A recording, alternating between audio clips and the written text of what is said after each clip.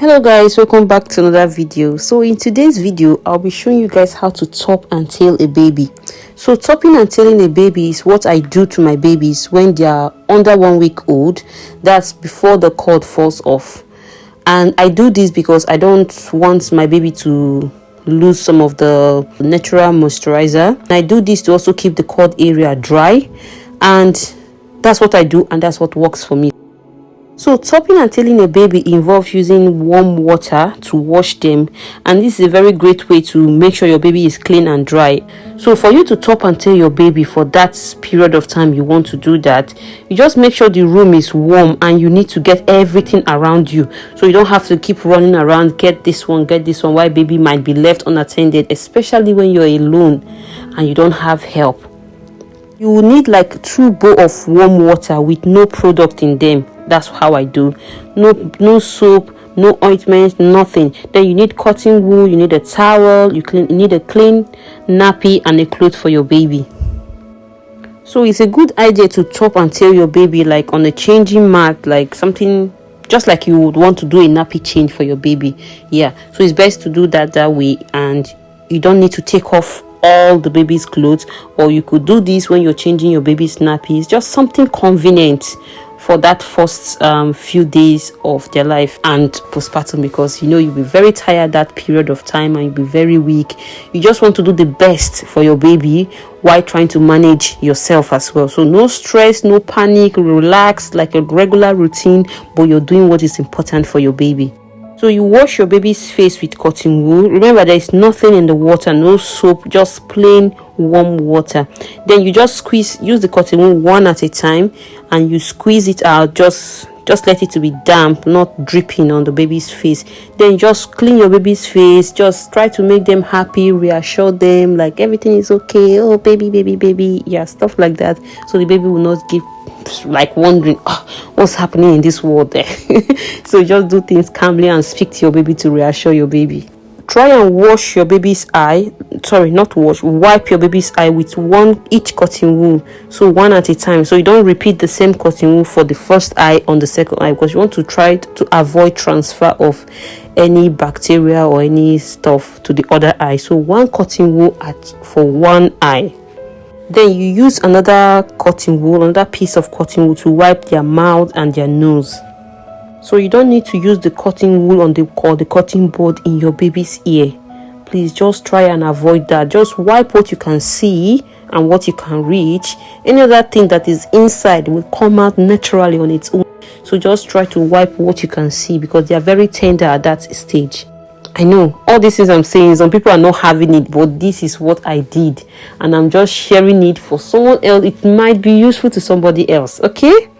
So with another piece of cotton wool, use it to wipe your baby's neck, their ears and their face. Just pay attention on the neck, the crease on the neck, because sometimes milk can go there and get hidden. So pay attention on the roll of the neck to make sure it's wiped off. So next, you then wash your baby's hand and their feet with another cotton wool. Just wipe it, make sure it's clean. So you look out for sharp fingers, because baby tend to scratch themselves. So if you've got any sharp fingers, you just cut it off with a nail cutter, and then use a little baby filer to file it to keep it like a bit blunt, because their fingers can be very, very sharp.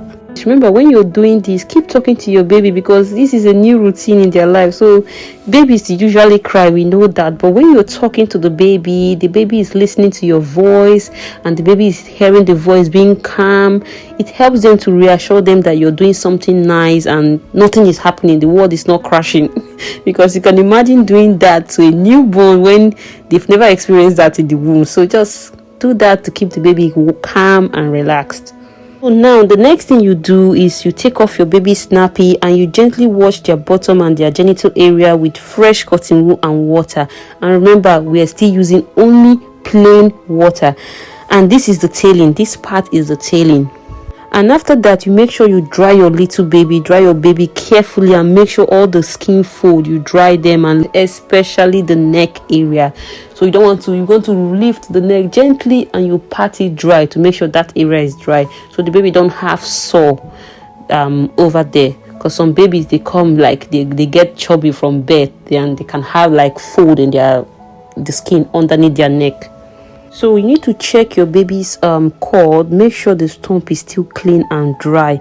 You don't need to do anything, just like I did. I don't need to do anything. I don't need to put any product on the cord, and this cord falls out clean and dry under 3 days, 3 to 4 days. My baby's cord usually fall off. You don't need to put anything. But if at any point, guys, if you at any point you're worried about bleeding or smelling the discharge from the stump, talk to your midwife or talk to your child doctor about this. So they are the best person to see this and assess your baby. And lastly, finally, just put on a clean nappy for your baby. Dress your baby up with some clean clothes. Just then maybe feed them, give them a cuddle, reassure them that finally everything is okay, nothing is wrong, everything is fine. Just reassure your baby, and yeah, that's all. That's how you top and tail a baby. So you don't need to use the soap. Just as I said, I don't use the soap.